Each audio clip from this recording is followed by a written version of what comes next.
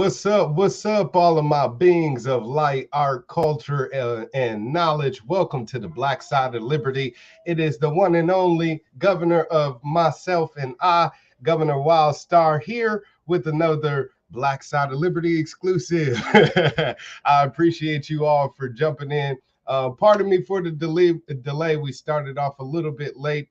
I was not only having technical issues, which I believe the NSA may be to blame, trying to prevent us from having this interview with my wonderful guest. But also, I got my son with me, Chance. He's in the background. He may jump in the show at any point in time, just so you guys know. But my special guest is here, so I do not want to delay in holding him up any further because he is on the campaign trail. And it is the one and only Shawn Collins. What's up, Shawn? And welcome to the Black Side of Liberty, my man. Governor Wildstar, it's a pleasure to be here, man. Thank you for having me on. Hey, the pleasure's all mine, my friend. Like I said, I appreciate you for coming on because the people of California need to hear from you because you are running for governor of California. That was actually a position that I had once ran for. And to have someone such as yourself coming on to the show, again, with us having a primary right around the corner is extremely imperative because we want more people to hear from you and what you have to offer for the people of California, you know? So since I don't know who you are, I mean, I got to be honest. I just met you. I was at the Republican event committee meeting out here in Fresno, and I was introduced to you. And believe it or not, I was going to vote for Renette Sino. I had my heart set on voting for her, and I was going to cast my ballot, but I have yet to do so. And then I met you. So I got my ballot here in the mail. You know, as you can see, you know, it's a ballot, California ballot here.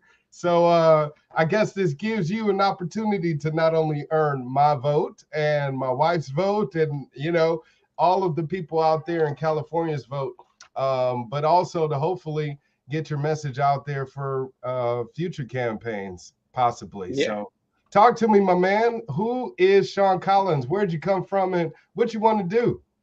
Well, hey, I appreciate the opportunity. That's all I've ever wanted in life. You give me the opportunity, I'll do the rest of the work and earn it. So the fact that you're giving me an opening and I still have a shot to earn your vote, I appreciate that. So who is Shawn Collins? I'll start with the immediate information that's probably important for your listeners. So my name is Shawn Collins. I am a candidate for governor of California. I am married to my beautiful wife, Zaina Jafar Collins. We live down in Orange County, California. To be specific, for those of you that are familiar with Orange County, we live in southern Orange County. We live in the Trabuco Canyon area, which is down further south, the southern tip of Orange County. We're raising our 4 beautiful children down there. We have ages 9, 7, 4, and 2. So we are very busy right now. I probably picked about the worst time in my life to run for governor, but it is those 4 young children. They are the basis. They are the reason why I'm running for governor of California. I don't need to tell you or your listeners that California is headed in the wrong direction. It's headed in the wrong direction very fast. That's why we had a recall recently, because the majority of Californians also know that California is not on the right track. And if we don't get it turned around pretty quickly, the state's headed for a doom.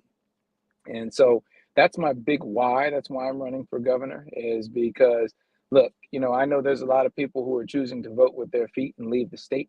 If you're looking at the stats, over 500,000 people have left the state of California over the past 5 years. So much so that we lost a congressional seat. That's how significant our population decline has been. Right. For me, leaving's not an option. You know, I love my wife and I absolutely love the quality of life that we have raising our children here in this state, the beauty and diversity of this state. We love it. We love everything about it. The politics we don't like, but if leaving's not an option, that really only leaves me 2 options at that point in time. I can continue to complain about the way things are, or I can do something about it. I'm not a complainer, so I decided to do something about it and get involved in the fight via the political process. So some more other additional background information that's probably important about me. I did not have the great fortune of being born in this beautiful state. I was actually born in Dallas, South Dallas to be specific. For those of your viewers that are familiar with the Dallas area, I grew up in the Oak Cliff area. It's a low-income African-American neighborhood. It'd be the equivalent of, for the folks in LA, growing up in South Central or Compton, or if you're from Oakland, East Oakland area. I come from very humble means. My dad was an electrician. And, when I was a kid, California was just a dream, an aspiration. My family certainly couldn't afford to come to California. All I knew about California was that it was the land where people went to make their dreams come true. It was the Golden State. That's what we called it in my area, growing up in Dallas. It was the Golden State. He gave us presidents. He gave us technology. He gave us innovators. He gave us movie stars. So it was a dream destination for me. And I worked really hard as a young man in Dallas to earn an academic scholarship to Rice University. I played basketball at Rice University while I was there. In addition, was able to then go to University of Texas Law School, where I met my beautiful wife while I was in law school, who is from Orange County, California. The moment I met her, I said, I'm marrying that woman. And she's from Irvine, Orange County, California. So in 2005, I moved to Orange County, California. And since then, 17 years later and 4 kids later, that's our lives. That's the epicenter of our lives, Orange County, California. And like I say, I have no desire to leave this state. I have no intention of leaving this state. And right now, I've committed all of my energy to trying to make this state great again. That's why I'm running for governor. Wonderful. That's a great reason to be running for governor, because a lot of people are just packing up and leaving. They're just That's like, right. forget it. California politics sucks. Like you said, that's something that your wife and you had to experience. And same as my wife and I, it's like we're all affected by those California politics, whether it be our taxes continuing to be raised, or just the cost of living skyrocketing, and the job opportunities dwindling down. So instead of running away from the state, you're stepping up to the plate to say, hey, let me do something about it. So I definitely applaud you for doing so in that That's right. aspect. And I'll also say the irony of it is a lot of the people that are leaving California right now are going to Texas. So I did the opposite. Right. I left Texas and came to California. As one of my friends said, everybody else is running from the fire. You're running with water toward the Right. fire. Right. That's a pretty good analogy. But I mean, here's the Absolutely. thing.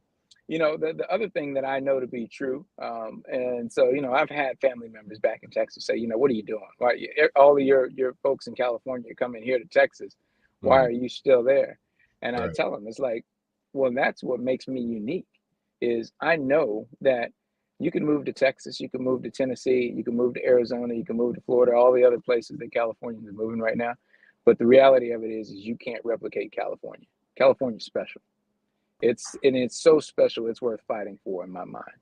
Um, Absolutely. I couldn't agree with you more, man. That's why I'm still here fighting it out. So I'm right yeah, there alongside you in the fight to free California yeah. away from the bureaucracy. But moving along, because I do have a burning question, I guess many of the people may want to know is, why didn't you run in the recall or run for office sooner? Why now? What has, I guess, prompted you to answer the call in 2022? Great question. So I was running as a congressional candidate during the recall. So originally, look, I've never had a desire to be in politics. I am a very active voter. Um, since I've had the right to vote, I've always been the person, when it's time for me to fill out my ballot, I dedicate about 4 hours of my day. I'll usually sit down in front of my computer and I go through the website of every single candidate on that list, all the way down to people that are running for water district, because I want to know exactly what my vote is going towards. Same thing with ballot initiatives. I do my homework. I do as much research as I possibly can because I'm very intentional about voting. But I always assumed that it was enough just for me to be an active participant in democracy, and everything else would kind of take care of itself. So I never had a desire to actually run for politics. I just thought, all right, I'll make sure I provide the necessary support to get conservative Republican candidates elected wherever I'm living at, in Orange County, California in particular. But in July of 2020, I had something happen with me that kind of shook me to my core and made me think, all right, maybe just voting's not enough. So if you recall, that was kind of the height of the George Floyd, Black Lives Matter movement going on really all over the country. But in July of 2020, I'm driving my oldest son, who's 9 now, but was 7 at the time. I was driving him to a sporting event over in the Ladera Ranch area of Orange County, down by my house. And there was a Black Lives Matter rally going on, which, look, I love freedom of speech. I love freedom of assembly. That is exactly what the United States of America is all about. But as we're driving, and the other thing I'll say on that, just to kind of advocate for why it's so important for freedom of speech and freedom of assembly, one of the quotes that I live by is, I may not agree with what you have to say, but I'll defend to my death your right to say it. That's not just a quote for me. I've lived that. I've done combat deployments to Afghanistan. I've done combat patrols all over Afghanistan, and I've seen what they do to people in countries where if you have a differing political opinion, how they handle that situation, okay? In places like Afghanistan, if you are in opposition to the person in power, that could be the end of your life. They'll put a gun to your back of your head and they'll end it, okay? And we don't do that here in the United States of America. We respect each other's opinion, and that's what makes our democracy so healthy. And I say that just because, our original discussion about you being deplatformed, that's what bothers me about the deplatforming of people in this country. Because the diversity of thought, the diversity of opinions, even if you don't agree with them, that's even more reason as to why that opposing opinion should exist. Right. Because that's the very health of our democracy. So I digress, but I know we talked about that earlier, and I wanted to emphasize what that means to me. That's quote, I may not agree with what you have to say, but I'll defend to my death your right to say it. Absolutely. But anyway, so as I'm driving my son to this Black Lives Matter rally, there's a young white male, maybe 20 years old, I don't know, looked like he was a college-age student, who had a sign up that said modern-day slavery. And so my oldest at the time, who's 7, leans over and he says, "Dad, I thought slavery was over." And you can hear the concern in his voice, because he's smart. He's like, all right, my dad's Black. I'm half Black. So this can't be good if Black folks could potentially be enslaved. And so, I handled it, at that time. I said, look, son, they're just exercising their right to free speech and their right to assemble. And that's what makes this country so special, because that is their absolute right to do what they're doing and make the statements that they're making. So that later on that night, my wife and I were kind of reflecting on that, because that was our oldest. Neither of us had ever had that type of question posed to us by one of our children. And so, the thing that bothered me about that sign is, that young kid probably has only read about the civil rights movement in a book, or whatever his law professor or whatever his professor at his university told him about the civil rights movement. My mom actually drank from Black-only fountains. My mom has vivid memories and told me stories as a kid about when she was a little girl driving to visit her family in Georgia, driving through Mississippi, and having to go in through the back door of diners in the late 50s, early 60s to get her food, and then get back in their station wagon on their way to their destination, because they were not allowed to eat in the diner. Okay. Now, I also have memories of being in the 80s, where a white friend of mine invited me over their house to play. And my mom got emotional. I said, "Mom, what are you getting emotional about?" My mom said, "I'm emotional because you're growing up in a better world than the one I grew up in." That was the 80s. But you have my mother acknowledging that America is getting better with each generation. She lived through Jim Crow segregation. I've never drank from a Black-only fountain. I've never had anybody deny me service at a food establishment based on the color of my skin. Now, am I here trying to check that racism doesn't exist in America? No. There's always going to be individuals that have bigoted opinions and that just don't like people based on the color of their skin. Right. But that's not the majority. That's not the norm. But right now in this country, we have politicians on the far left that are pushing a narrative trying to suggest that America today is just as bad as it was during the days of Jim Crow segregation. And I have a problem with that. Because that's what that kid was trying to insinuate. And that's certainly the message that my 7-year-old picked up. Because my 7-year-old didn't know the difference of whether or not Abraham Lincoln had signed the Emancipation Proclamation a day ago, or was that 150 years ago. He had no clue. And that's destructive. And I took a lot of issue with that. And so just to kind of put a bow on, okay, well, what led you from that point to go run for Congress, which is what I was originally going to do. I kind of looked around and I said, well, how can I have an impact? And my elected representative, my congresswoman down in Orange County, California, which has always been a Republican territory, is Katie Porter. And if you don't know who Katie Porter is, she's part of the squad.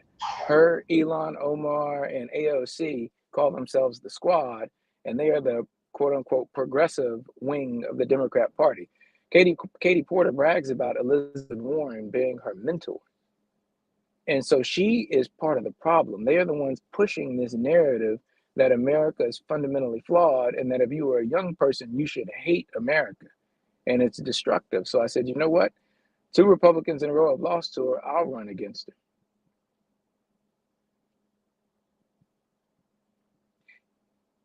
And so, my bad. I forgot I was no, muted. that's okay. Now I know a lot of the viewers are probably like, all right, well, what happened to the Congress thing? So to answer your question, during the recall, I was a congressional candidate, and I actually went to I was kind of doing the campaign circuit down in Orange County, campaigning in my district, and I was tracking the recall kind of via Larry Elder. So Larry Elder and I did quite a few events in tandem down in Orange County, but I never had any desire to be running for governor at that point in time. Now, what happened is redistricting happened. And so my district actually became more red. It became D+4. I mean, excuse me, it went from D+4 to being R+4. So that was great for me. I was in pretty much in the driver's seat to become a congressman. And then what happened is there's a sitting congresswoman named Young Kim whose seat effectively went away. And then the new seat she potentially would have run in was very blue. So she decided that she was going to come down and run in my area. So then I was kind of faced with the decision of, okay, now I'm going to have to run against a sitting congresswoman that has a lot of name ID and is very popular with the party. And so the other thing is I've seen it happen down in Orange County quite a bit when 2 Republican candidates start fighting with each other. They create an opportunity for a Democrat to win.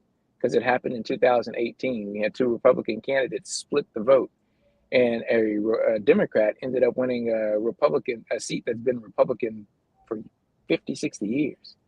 And it was an anomaly, but it happened because of Republican infighting.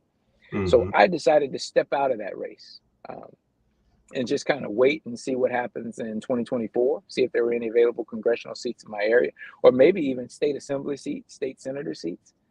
That was my original plan, but then I had 2 of my donors, one of which is kind of like a mentor for me, approached me 2 days before Christmas and say, "Hey, would you consider running for governor?" And originally I was like, "Whoa, that's a big jump. You're talking about the 5th largest economy in the world."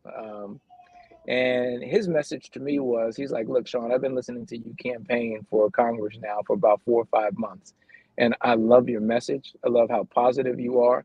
You have the opportunity to build a bigger tent for the Republican Party, make it more inclusive, bring in demographics that are actually conservative, but have never known that they were conservative. You have the ability to message to them." And so that was very appealing to me. I mean, it's a similar thing with you. I remember the first time I met you, Nick, I was like, okay, that's what the future of the party should look like. And so that's always been kind of in my heart and my mission, even as a congressional candidate. But then, the governor's race kind of excited me because it's like, all right, now you get an opportunity to do that at scale. Yes. And so I didn't just, I didn't just kind of like, all right, sure, I'll run for governor. I'm a pretty intentional person.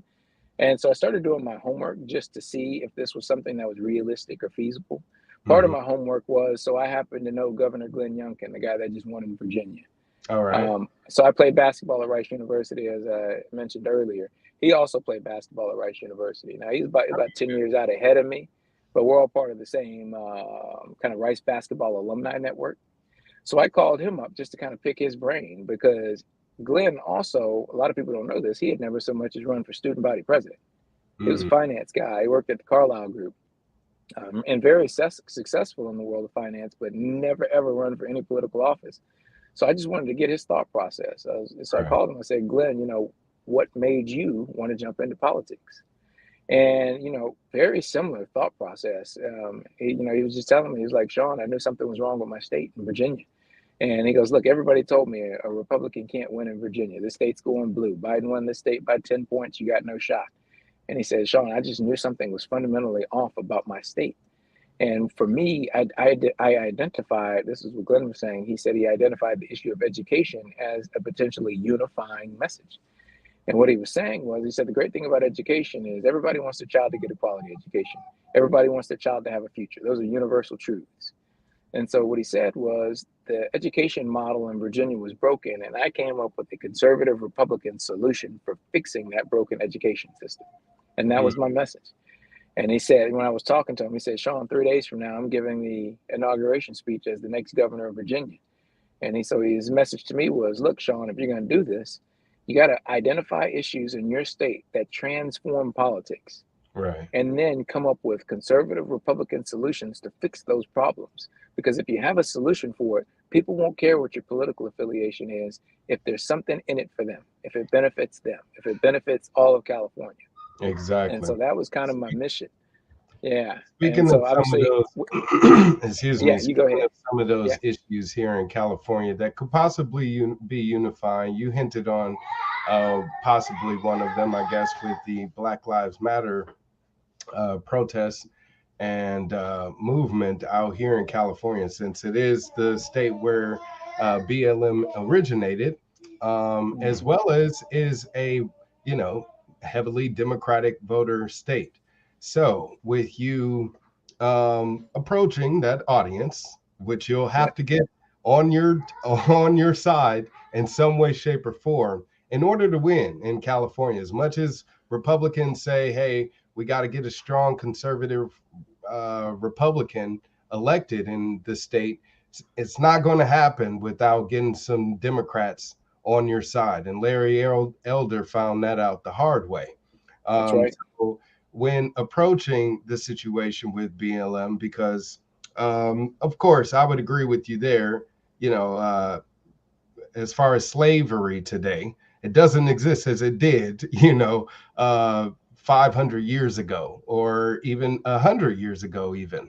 That's right. But to some degree, people still feel like they're being subjected to enslavement by way of being treated like property and subject to the state's authority. And the people on the right have also expressed that same type of oppression, especially when it came to like the application of these COVID mandates, forcing people to wear masks against their will, forcing people to get injected and, vaccinated against their will, etc. So, what would you say to, I guess, possibly mend the fences there and help both sides see to where the system, I guess, has oppressive affects to it, but it's only because of the people in control of that system?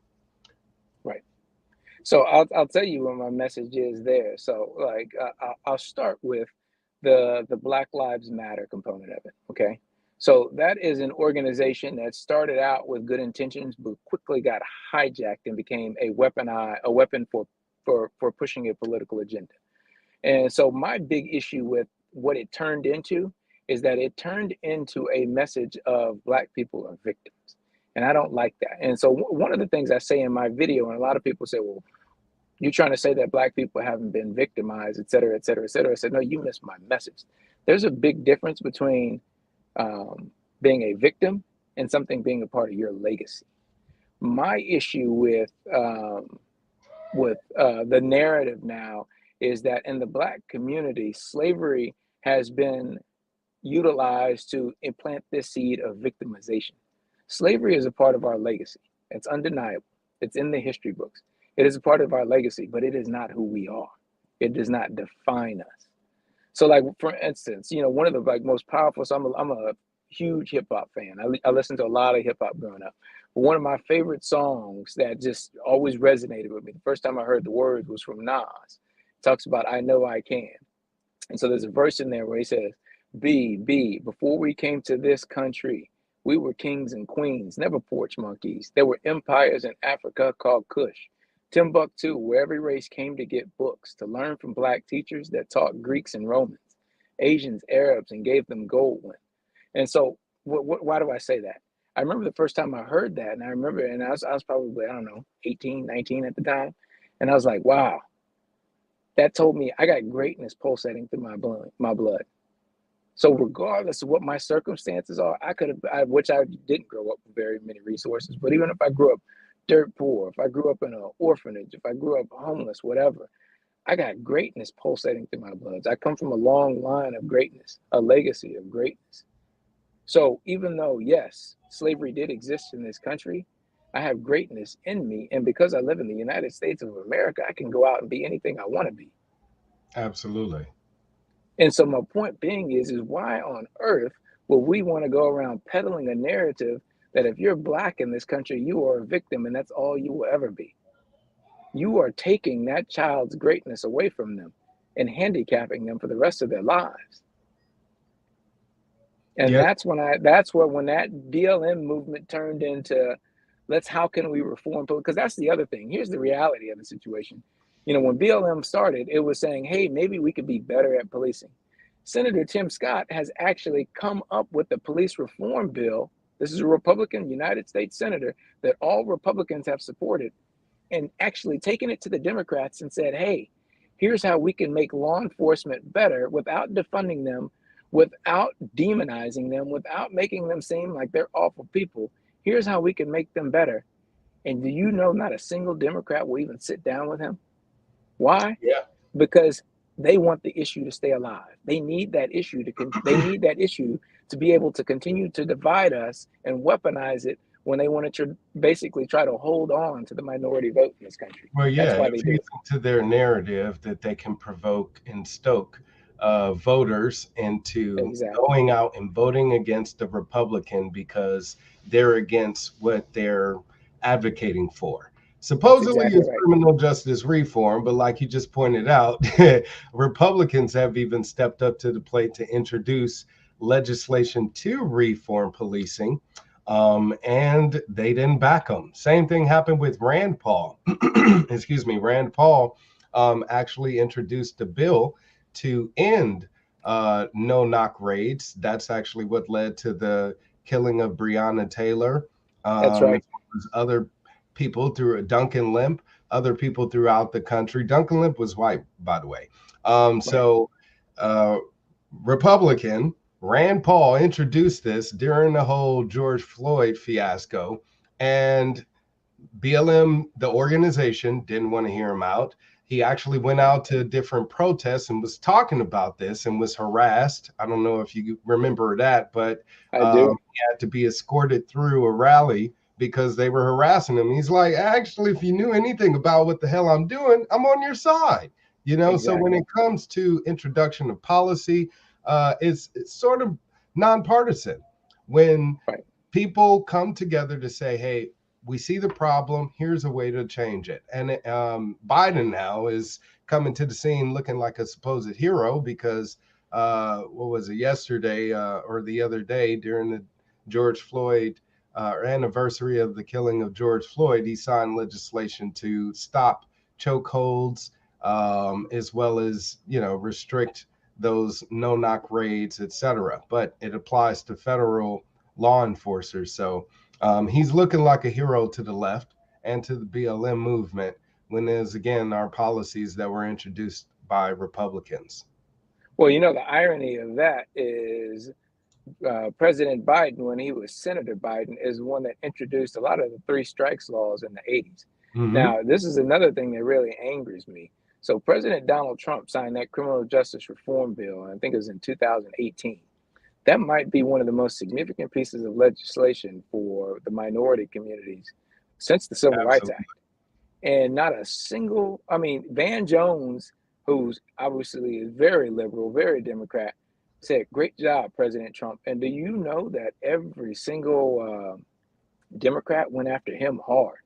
I mean, CNN was threatening him to pull him off the air for saying, Well, good give job, credit Donald where Trump. credit is due. You know You what got to I'm give credit where saying? credit is due, you know? And so that's the irony of it is you have President Biden who actually imposed laws that were harmful to the Black and brown community back in the 80s. And oh, by the way, let me not stop there. He also is taking credit for, you know, appointing the first Black Supreme Court justice, female Black Supreme Court justice. If you're not aware, there was a female conservative Black Supreme Court justice back in the 80s who was on track to become the first Black female Supreme Court justice of the United States. And then Senator Joe Biden squashed her promotion, saying she's too conservative. Oh, you can't be telling those secrets, Shawn. I mean, people Come don't on. do their It's homework not to even a find secret. This, out this this, stuff. this, this. I can't remember her name right now, but she was a appellate court judge here in California. Hmm. Very talented. Yeah, But Biden according has to Joe Biden, a she's terrible conservative, and history. that's her problem. But Yeah, now he wants to go around taking credit for, oh, I just appointed the first African American woman to the Supreme Court. It's like, well, you had the opportunity to do that back in the 80s, but right, she didn't fit your political narrative, so she wasn't the right right. African American So, Supreme Court justice. so how about those mandates? Because I don't want to let that question Yeah, escape. And I know for sure the audience would definitely like to know what is your position on the application of those mandates, because you have a governor here in California who still thinks an emergency order needs to be in place, which gives him pretty much uh, all the authoritarian powers he would like to act, unofficially as a totalitarian here in the state and a tyrant, and tell people how to live their lives, tell right, businesses how to operate their business. And it's affecting everyone. We, of course, see the domino effect of how his policies have affected the people of California over the past few years, because it's only his first term. And California has not gotten better since right. he's taken office in 2019. It's gotten worse. That's So right. he's not going to make things better. Since I mean, it's safe to say at this point. So, what would you be able to do to, I guess, reverse all of the wrong that he's done were you to be elected? So I'll start with, I'm anti-mandate anything. Okay, it's not the government's job to be telling anybody how they should conduct their private lives, especially when it comes to their medical needs. You know, here's the thing: the government's only job is to make vaccines available. Should a person decide to get that vaccine, or if they decide they don't want that vaccine, that is their absolute right. So I will make that crystal clear. Now, here's the thing: my first day in office, the first thing I would do immediately is end the state of emergency here in the state. As you pointed out, and a lot of people in California are even aware of it because, you know, the COVID, you know, fear mongering has kind of died off. But we're still under a state of emergency in California. Now, here's the hypocrisy of that is we're under a state of emergency, but during the middle of that state of emergency, our governor has taken, I think, numerous vacations at this point in time with his family. Now, here's the thing: when I was in the military, actually, I still am in the United States Navy Reserves, but I'll say, as a naval officer, I've always had a hard and fast rule. I will never ask the people serving under my command to do something that I am unwilling to do myself. And here's why I have that rule: because if I'm not willing to follow an order or direction that I have given others, that means I don't believe in the order and I don't believe in the direction. Okay.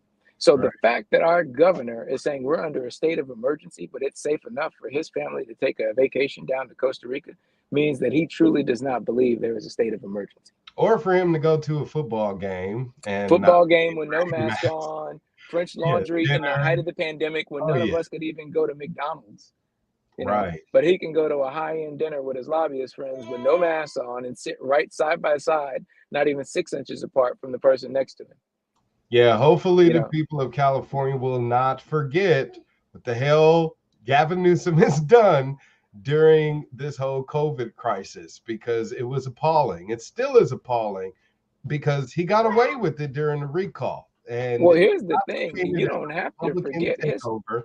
Now there is no Republican takeover. You can't say Republicans are pushing the recall and you know you pinned our government. This is Yep, a regularly scheduled election out here in California, for right, everybody watching. So Shawn is running as an official candidate in the gubernatorial primary, which is right. in June. And That's California right. voters already got their ballot in the mail. So they're casting that ballot right now, which is why I'm glad Shawn is taking his time to speak with us right now.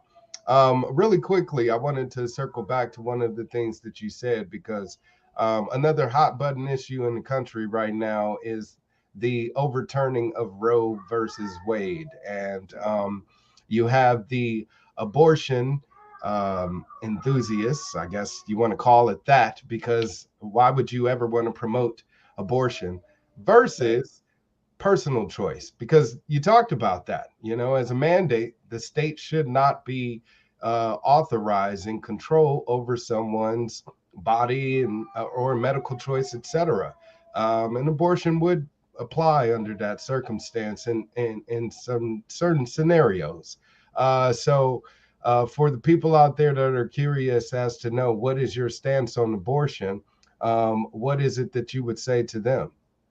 So I'll start with, because this has really bothered me. So the moment that opinion was leaked, Governor Newsom, I mean, that story probably hadn't even been out for over 12 hours. He sprinted down to Los Angeles, held a press conference in front of a Planned Parenthood, and basically said that California is open for business and anybody else in America who wants to come to California can get an abortion. So he quickly politicized this. Now, he did it for obvious reasons. There is nothing going right for him in the state of California. He's failing in every facet of being a leader and a governor of the state of California. So he needed a win. And so now he's all of a sudden becoming a champion for pro-choice, protecting women's right to choose. Which, here's the thing, I am an attorney, and so obviously this issue is near and dear to my heart. Constitutional law is one of my favorite topics in law school. It's something that I follow. What people need to understand is that that was the first draft of a Supreme Court opinion. The way the Supreme Court works is they basically give one judge a first crack at drafting an opinion. So Justice Alito said, look, I want to take a shot at potentially drafting an opinion that will overturn over 50 years of Supreme Court legal precedent. And so he drafted it. And what happens after that is the other 8 justices then have the opportunity to basically dissect his opinion and pressure test the validity of his legal arguments that he's making. So my point being is they could be on draft 30 right now. We have no clue. We have no clue. So I guess what I'm trying to say right now is that issue is far from settled. We're not going to know for probably more than a year. We don't know if Roe v. Wade is going to be overturned or not. I personally think that it's not going to be overturned, just on legal precedent grounds. So that's just my personal opinion. So I think it's a non-issue. I'll say it's even more so of a non-issue because here's the reality of California. And I said this the other day. Even if I am elected governor of California, I will go to Sacramento and I will be there with a supermajority of Democrats. So Mm. I'm the executive. We have 3 branches of government here in California, just like you do at the federal level. You got the executive, the legislative, and the judiciary. Okay. Right. I don't even have the ability to pass legislation or undo abortion rights in California, nor do I have the desire to do so. Okay. But Because here's the reality. you could pass an executive order, You could and pass it. for the people, what's that? You could pass them an executive order, but I guess here's the other issue is that based on polling, roughly 80% of California supports the right to abortion. So if you get in as governor and you start going in against the will of the people as a Republican governor, you may not ever have a Republican governor again. Yeah, And that so is that's true, the dilemma there. Okay. especially in And people need California. to understand that. Now, I say that because I want to answer your question directly. So people say, okay, Shawn, I hear all of your political banter and your legal analysis. What are you? I personally am pro-life. Excuse me. I personally am pro-life. And that's based on very personal reasons. That's based on my faith. I was raised in the Catholic Church.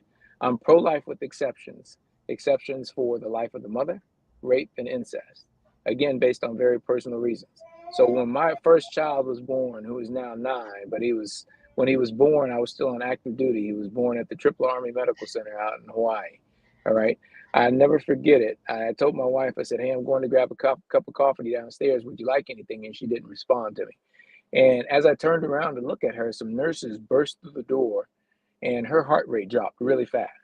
And so they weren't able to get it up immediately. And so I'm having a conversation with the doctor about if we can't get her heart rate back up, we're going to have to make some decisions. All right. Obviously, decisions of your wife or your unborn child. I can't speak for everybody else in the world, okay? Because this is just life. But at that moment, for me, my wife is my best friend on the planet. It's very difficult for me to envision a life without her in it. And in that moment, Shawn Collins, as an individual, in between his conversation that he was having with God at that moment, I told myself, if my wife is here, I can have 10, 15, 20 more kids. But if she's not, I just didn't know what that was going to look like. So for me, in that moment, it was my wife. Now, I don't want to make that anybody else's decision, because that's a very complicated decision. And it's something that you don't know how you'll respond to it unless you're actually in that moment. Now, I'll also say this. So my wife and I, we had 3 boys in a row. My 4th child, my youngest, who's a 2-year-old, that's my daughter. Okay. My youngest is my daughter. I've thought this through a million different ways, and I'll probably think it through 1,000,001 different ways before the sun sets tonight. Here's the reality. While I personally am pro-life, and that's the position that I would advocate for, one day my daughter may come to me and say, Dad, I'm pregnant, and I don't know if I'm ready to be a mother. Clearly, her mom and I are going to sit her down and advocate for all the reasons why she should bring that child into the world. And if she's scared, let her know that we're here to help her, and that we will provide the same love and support and framework that we provided to her, to help her and give her the confidence that she needs to know that she can do this. She can.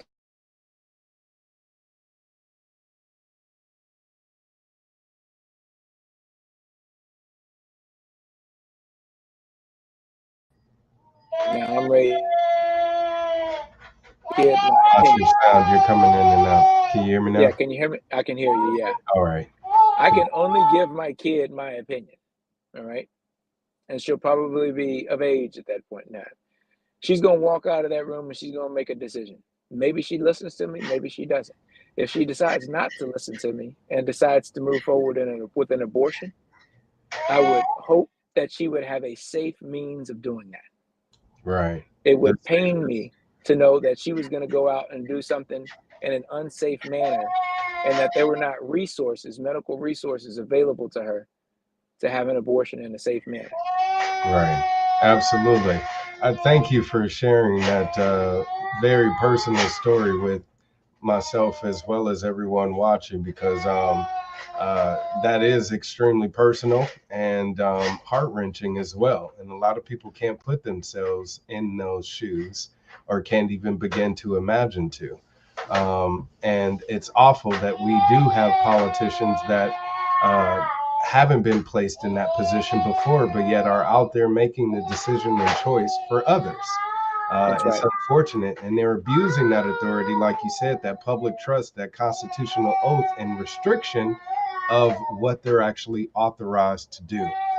They're violating that right now, and I'm very happy to hear that you plan on honoring that first and foremost above anything else, your own personal opinion, experiences, etc. Because that's what matters the most, is that oath of office. Right.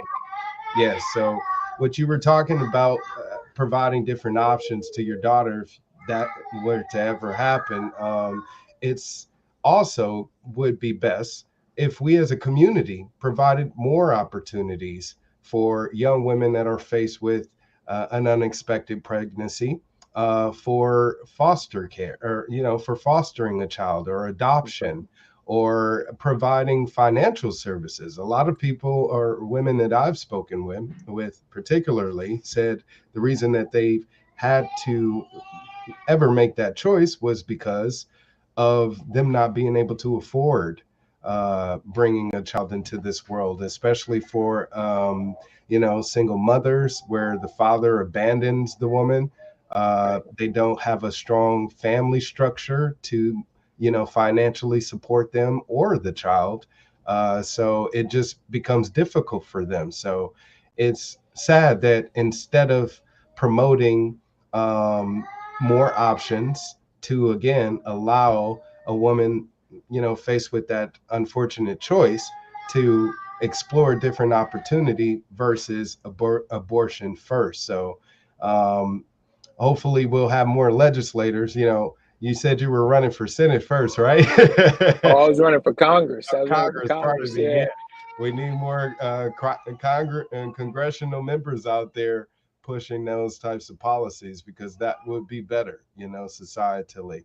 I Yeah. do want to move along because I don't want to. I have a ton of questions I want to ask, and I'm pretty sure the people out there would appreciate me being able to have you be able to answer them as much as possible. So, another burning question is probably, what are you going to do about the gas in California since it's skyrocketing? People can't pay for a tank of gas, go to work, and pay for food while they're at work, and afford lunch. So it's Yep. difficult for people to be in dire straits financially. So, what is it that you're planning to do to help provide some economic relief to the people of California? Well, the first and foremost, you got to suspend the gas tax. I mean, the fact that the Democrats, the supermajority of Democrats in Sacramento, have refused to suspend the gas tax, that is a glaring example of the fact that they do not care about the people of Absolutely. California. They only care about their agenda. And here's why I'm saying that. Right now in California, we are paying an additional 51 cents per gallon because of a self-imposed California gas tax. If you add all the taxes that we pay in California, again, this is self-inflicted by the state of California. We actually pay about $1.52 in taxes that the rest of America is not paying per gallon. And These are it's going up. self-inflicted wounds. And it's going up on July 1. It's going to go up 2 more cents. So it'll be $1.54. But that immediate thing you can do is suspend our gas tax, which is 51 cents per gallon. It's going up to 53 cents per gallon on July 1. But since I want to say since February, the Republican minority up in Sacramento has been pushing a suspension of the gas tax bill, and the Democrats kill it on arrival. Kill it on arrival. They don't care. And just to provide context to that, I ran into a friend of mine last week, and I said, I haven't seen you in a while. He said, yeah, that's because I'm having to stay up in LA all week now. I said, well, why are you staying up there in LA all week? He said, I can't afford to drive back and forth from LA to Orange County right now. If I drive back and forth from LA to Orange County, my entire paycheck is going to go towards gas. Wow. It's That's the cheaper type for of him to get a decisions. hotel room and stay there for a week Well, opposed no, he's not even doing that. He's sleeping on the floor of a friend Oh, that wow. happens to live up in there. Like, that's the type of choices Californians are having to make right now, Yeah. all because Democrats don't want to suspend the gas tax. And let me emphasize that, because I don't think people appreciate, a lot of times they'll say, oh, Republicans are so unreasonable. We didn't ask them to eliminate the gas tax. We said suspend it, meaning until we weather this storm and the impact that we're having on our oil markets right now with this war in Ukraine, let's just suspend it. Every other state in America has done that already. New York has done it. We're talking about blue states all over America have exercised the reasonable option of, let's just suspend it and provide immediate relief to our people, to our citizens. Our legislature, because they have a supermajority, have said, they're effectively saying, I dare you to vote me out of office. And Right. that's what I tell everybody. Call their bluff.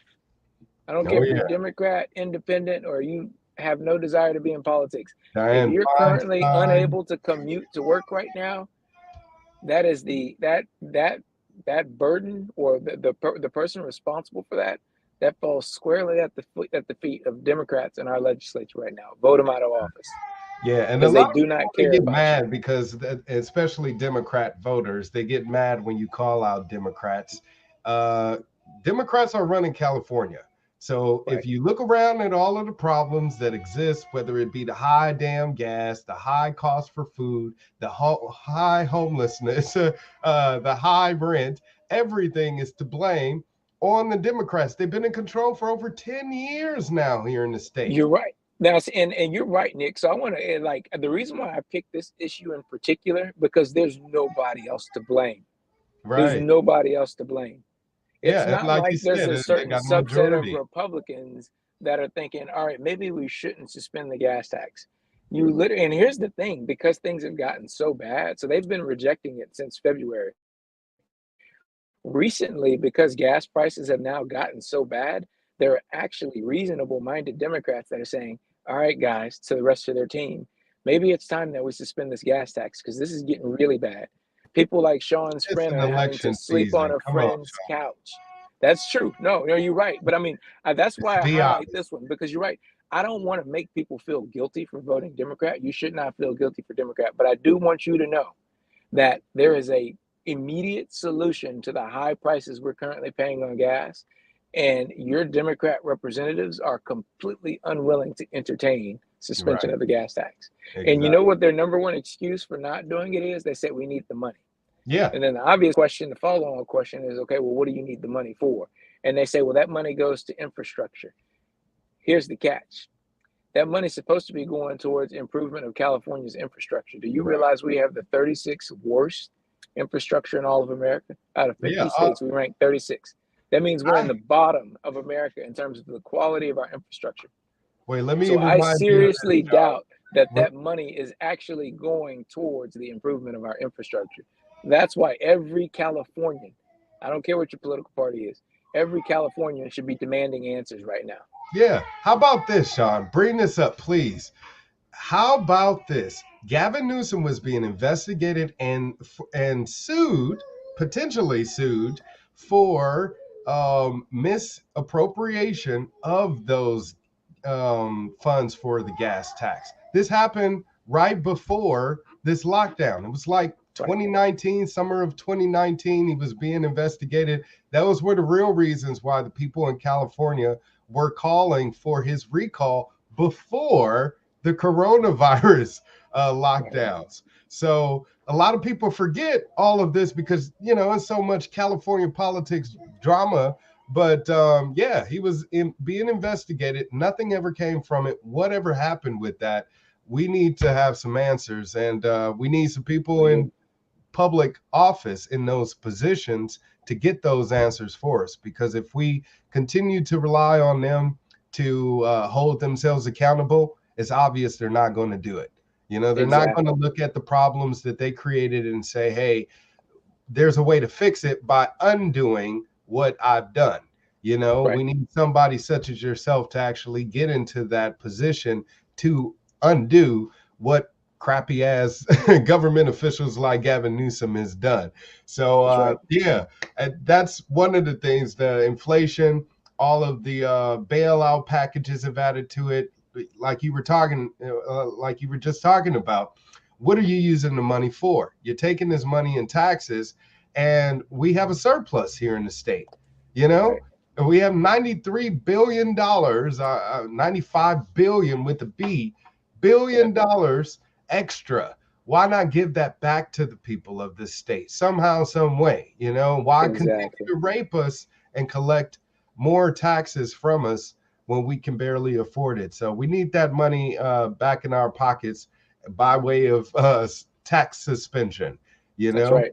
I guess another thing connected to that, and another concern of the people of California, is the uptick in petty crimes, violence out there. People rushing into stores, thieves stealing as much as they can and rushing out. It seems to be a bit of a problem, and it's increasing. Why do you think that is, Shawn, and what would you do about it? It's because we removed accountability from our criminal justice system. The moment you remove accountability from our criminal justice system, you basically empower criminals because they know that there is no recourse for their actions. And so, I can cite off the laws, AB 109, Prop 47, Prop 57. I mean, there's numerous laws that have been passed over the past 10, 15 years that have effectively decriminalized being a criminal. And so it's now gotten to the point where, look, criminals are smart, all right? Make no mistake about it. Criminals talk and they're smart. And when word spread that, hey, if you don't steal anything in excess of $950, it's going to be a misdemeanor and you're probably never even go to jail. And oh, by the way, if you steal something in excess of $950, maybe you're not paying attention to what you steal, you'll go to jail, but they'll probably release you early because we have no cash bail, and we also have these early release programs that don't require you to be rehabilitated. So you'll do a year, 2 years in jail for a violent criminal offense, and you'll be right back on the streets in probably 2 to 3 years. Criminals talk. They know this. The word is out. So we have created an environment in this state whereby criminals feel empowered. And oh, by the way, criminals are also intelligent enough to know that, hey, what gets even better in California, because for the past 2 years, they've been screaming about defunding the police. So now they have a shortage of police, and then the police that are still working don't have the resources to actually police the neighborhoods and communities that we're in. So not only are the laws favorable to us, but there's probably not even anybody there to stop us. What Right. could be better for a criminal? We have created that. Again, this is another self-inflicted wound that we have created here in the state of California. Well, I And just want to crystallize that example of how bad it's gotten, I don't know if you're aware of this, but maybe a month ago, the Los Angeles County Sheriff went on national television, went on news, on local television, and advised people in Los Angeles County to not wear their expensive jewelry and to not drive to, nice yes. cars. He effectively conceded that the criminals are in charge. Right. Now, when I heard that, I said, oh my gosh, the Los Angeles County Sheriff just acknowledged that the criminals are in charge. I was a little bit upset with them. I And was then I going to thought about say, it if for a second. anything, what the hell is he doing? You know, you Well, go. that was my initial thought. I was like, what are you doing? You just basically, again, gave them the green light to go commit crimes. But then I Right. thought about it for a second. I said, well, wait a minute. Why would he do that? And then I said, wait, that's a plea for help. He's basically telling the mayor and all of the other people Shawn, who were his bosses, it's an he's saying, election season. The I don't sheriff is have an the elected official. Come on, let's be honest, man. he is, but I also think he was saying, hey, you know all that defund the police crap you guys were doing? Well, this is what it's done to my department. I now don't have the resources or the manpower to protect the people of Los Angeles County. Okay, I think he one was thing I calling want them to say out. really quickly about that defund the police thing, because I've actually gotten attacked about that because I've been out there and been involved in Black Lives Matter protests, not the organization. I do not support the organization. I do not support them defrauding millions of people, taking their money, you know, promoting Marxism and Right. socialism to destabilize our homes and our economy. You know, no, I do not support the organization. The Black Lives Matter call for criminal justice reform is another story. That's something that Exactly. I've experienced myself. I'm a police abuse survivor. I see the need for it. Hear the call from the community.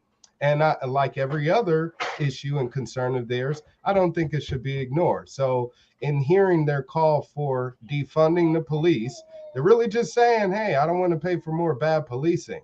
Because in Right. talking to the people in the community, they want more cops. You know, they want Exactly. more patrolling in the community. They want more surveillance to prevent thefts and murders, assaults, etc., rape, all of that. But how can we get the community involved in that also, instead of just bringing in an outside force? You know, people that aren't part of that community, people that are treating every person of that community like a criminal instead of, you know, a peaceful person. I got a I visitor. agree with you. Hey, what's going on, little man? Sweet. But Go no, ahead. hey, I love everything that you just said because you're absolutely right. And I make sure I always point that out. Like I too, just like you, I've been on the receiving end of, I would just say outright discrimination by a police officer. I'll never forget it. I was 17. I was in my baseball uniform. I was going to my baseball game, my high school baseball game, and I got pulled over for what was a routine traffic stop, I thought. And so the police officer asked for my license, asked me to step out of the car, and then makes me put my hands on the hood of the car. And then he's like, he says you wear corrective lenses. So then he makes me lift up my eyelids and puts the flashlight in my eyes, and then sits me down on the curb and handcuffs me while they search my car. And then after they searched my car, they gave me a traffic citation for running the stop sign, which I was like, all right, I never run that stop sign. I know I didn't run the stop sign. Long story short, I ended up challenging the ticket, and my dad was pissed.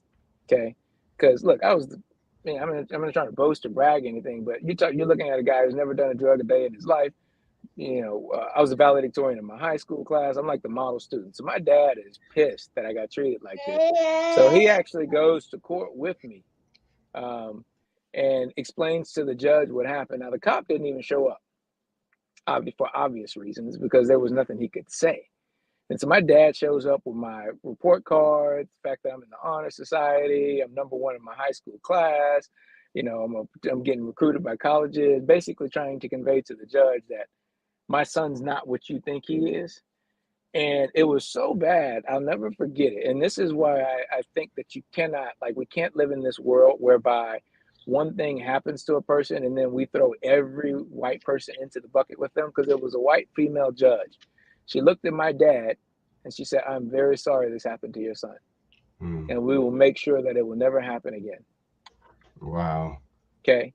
And so I hear exactly what you're saying. And that's why I think it is a shame that the Democrats will not support Tim Scott's police reform bill, because that's exactly what you said is what Tim Scott is pointing out. Because Tim Scott keeps a tracker. He says, "I've been pulled over wrongfully for driving black 30 times. And he says it just is exactly how I would say it is. I will never hold that one cop responsible for every other cop in America, because writ large, cops are good. They are a noble profession. They do very honorable stuff. They are a valuable, valuable asset in our society. And we should always have their backs and we should always uplift them.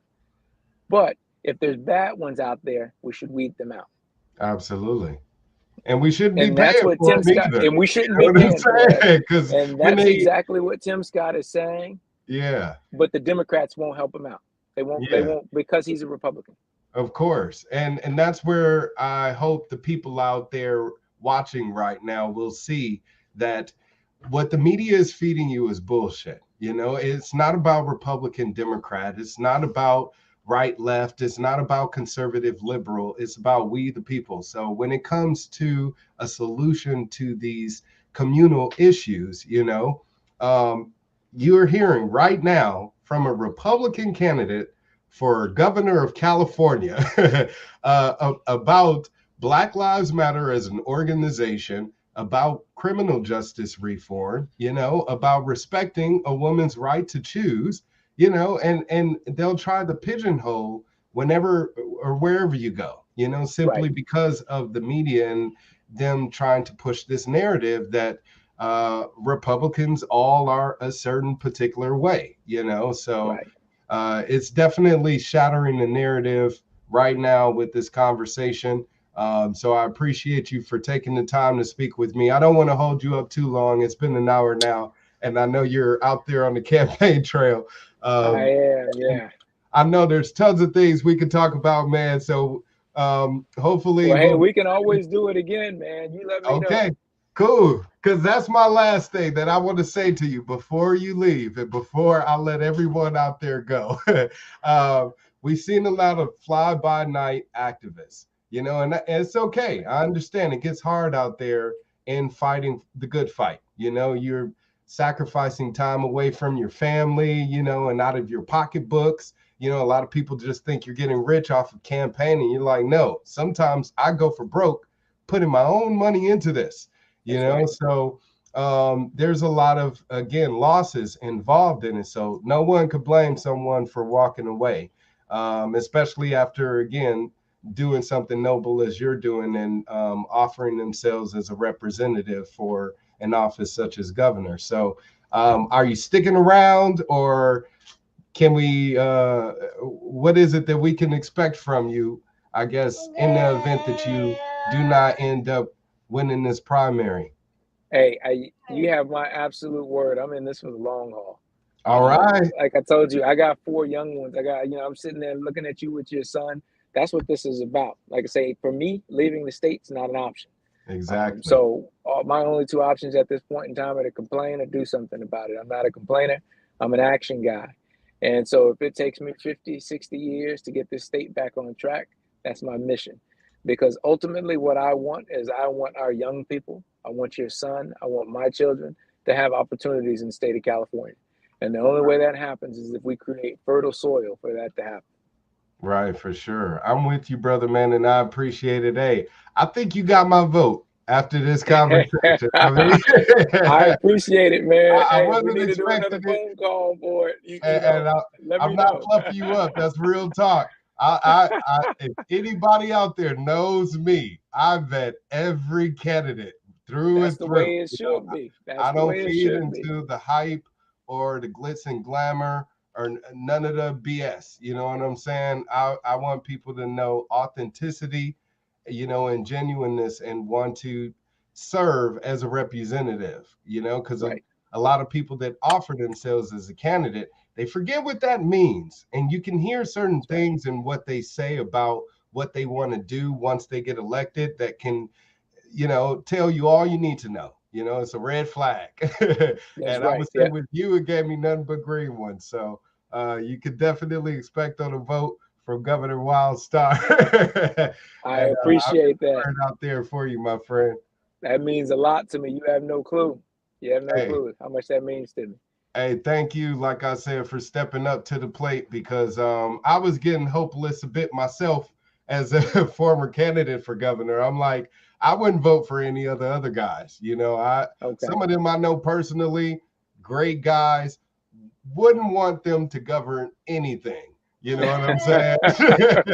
And then there's other guys where it's like you'd be a great legislator, or you'd Right. be a great attorney general or something like that. But when it comes to serving as governor of the state, it's like the president, and it takes a certain level of responsibility, maturity, and understanding, for someone to even claim that position. And it's sad that we've had this kind of revolving door of power happen. A lot of people don't even know Gavin Newsom is Nancy Pelosi's nephew, That's and right.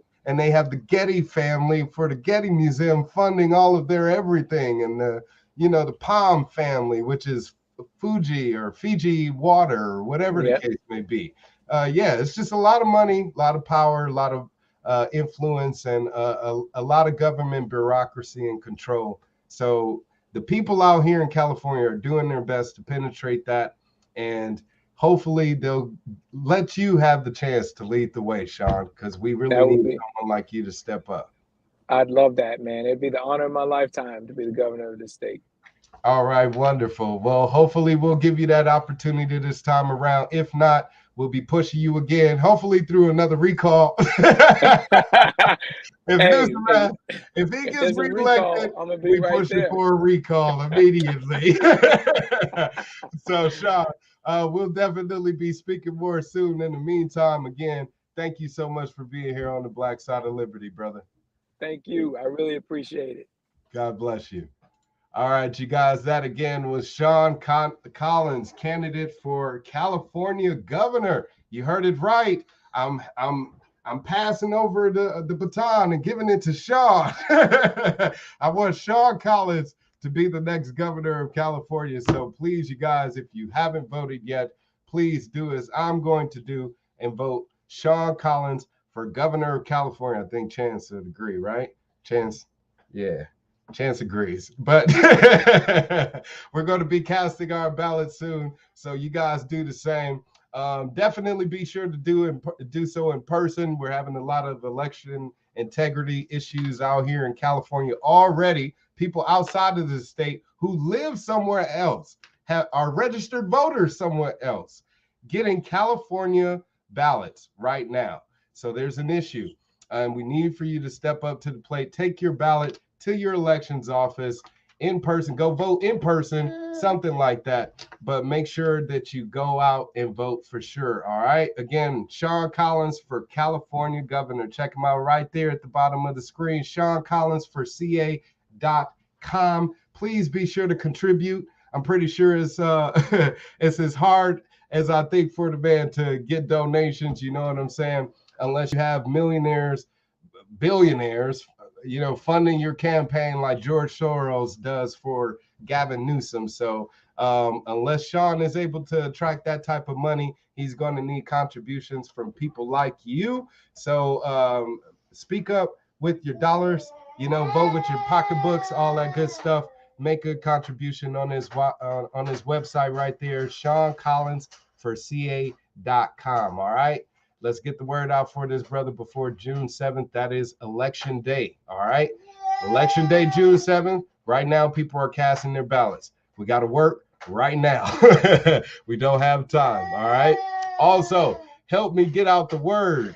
Please connect with me on social media if you haven't already, at Governor Wildstar on Facebook, Instagram, YouTube, TikTok.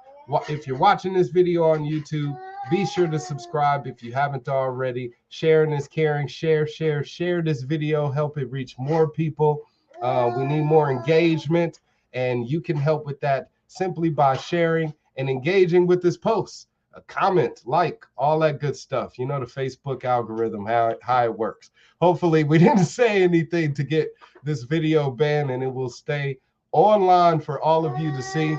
So definitely share so it can be seen by more eyes and heard by more ears. All right, please. And also connect with me on taxationistheft.info. You guys know how it goes. Please be sure to make a purchase from taxationistheft.info.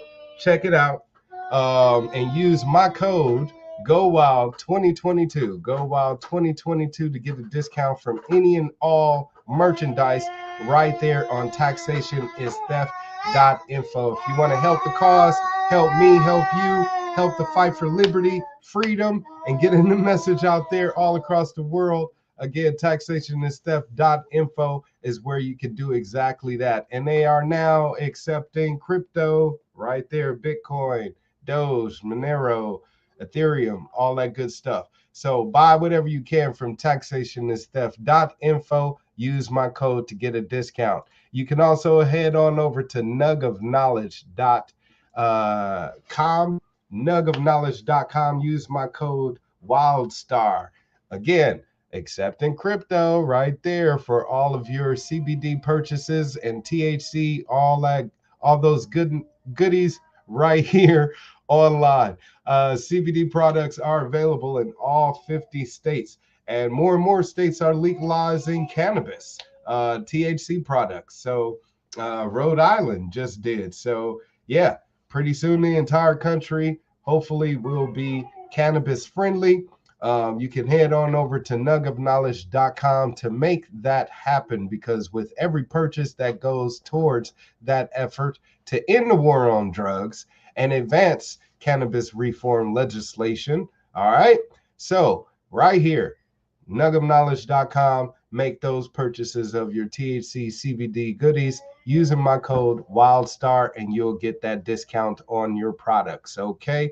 And also head on over to my crowd pack, crowdpack.com/C/Go Wild Fresno. That's what we want to do. Go Wild Fresno and get me elected city council representative, because I have a lot of ideas, including that 3D manufacturing plant, so we can create 3D printed homes, fabricated homes, and other types of 3D printed technologies and products right here in Fresno, that'll create jobs, that'll resolve homelessness, that'll also alleviate the need for affordable housing, because these houses are much more cheaper than an average house being bought in California right now, which I believe is about $1 million minimum.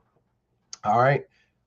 What working class person has that right now versus a 3D printed home where you could easily have a 3-bedroom, 2-bathroom house for $30,000-$50,000, 100% built off of recycled materials, and it's portable and it's self-sustainable, has its own water and power. So we need this 3D printed technology all over the world, but we want to start first right here in Fresno. So go wild with Wildstar for Fresno City Council. Check me out right here. Make a contribution to my campaign. I couldn't do it without you. All of the money helps me be able to afford literature, getting the word out through social media and running ads and that sort of a thing. And like I said, Election Day is coming up soon, which is June 7th. So we want to make that last push through the finish line, and every contribution helps. So head on over to crowdpack.com/C/GoWildFresno, as you can see right there at the bottom of your screen. I just got endorsed by Kalish Morrow, who is the mayor of Hanford City. Check it out. Also, I've been endorsed by Nathan. I apologize. I actually forgot his name. But he is the mayor of Coalinga. I just met him recently as well. Great gentleman. He is running for city council as well. So check him out. But yes, you can endorse my campaign for free right here. If you can make a contribution, please consider making an endorsement and getting the word out there and letting others know to support my campaign. All right. And if you want to make a donation through Cash App, there you have it right there at the bottom of your screen, $ Governor Wildstar. You can send a contribution. Every little bit helps. As I said, help me win this election, because that's what it's all about. That's where all of your money is going. Okay, it's not going towards making me rich. I wish it did. Then I wouldn't be asking you for money, because I wouldn't need it. I'd be rich. But anyways, if you want to help me nickel and dime my way through this election, then you can help me with your contribution through Cash App. Okay, I'm going to go ahead and get out of here because I've been up way too long, and I'm starting to flub a little bit. But anyways, I got my son with me, Chancellor. He wants to say goodbye before we get out of here. Say bye, Chance. He's coming in the room and he wants to say hi. I don't know when I'm going to have another guest. I'm doing my best to acquire another, but I am on the campaign trail, so I'm unable to say when I'll be back with another chat. But of course, till next time, you guys, I love you. Much love. Send the love, all of my beings of light, art, culture, and knowledge. Peace.